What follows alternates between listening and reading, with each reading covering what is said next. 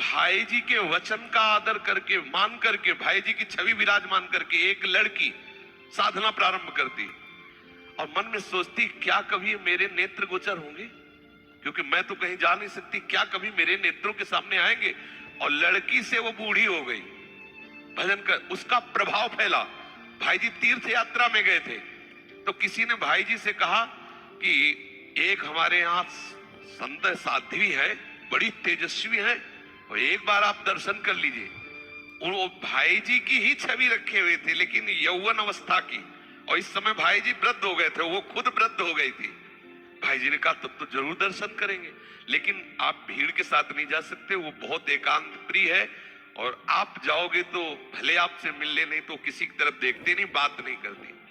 तो गए तो जो भगत जी ले गए थे वो प्राय भोजन सेवा आदि कुछ करते रहते, तो दरवाजा खटखटाया तो नीचे से नेत्र किए उसने दरवाजा खुला, देखा नहीं भाई। भाई जी अंदर गए तो इतने परमाणु भजन के कमरा में कि बहुत आनंद आया, और जब सिंहासन पे देखा तो भाई जी की छवि। तो भाई जी ने कहा मैंने जिसका यश सुना हो तो ऐसा, तो वो शांत बैठे।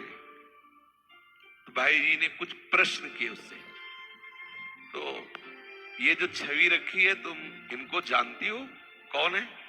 भाई जी को फिर भी नहीं देख रहे। वो कह रहे हाँ हमारे प्राणाराध्य है। क्या नाम है इनका? बात है कभी देखा है तुम, प्रगट में मिली हो? तो रो पड़ी।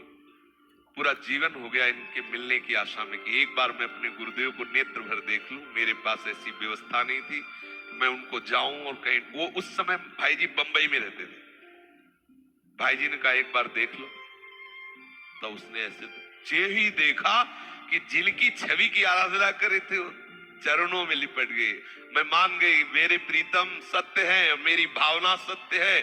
बहुत देर उधर भाई जी के चरणों में वो अभिषेक कर रहे, इधर भाई जी के नेत्रों से आंसू उसके ऊपर।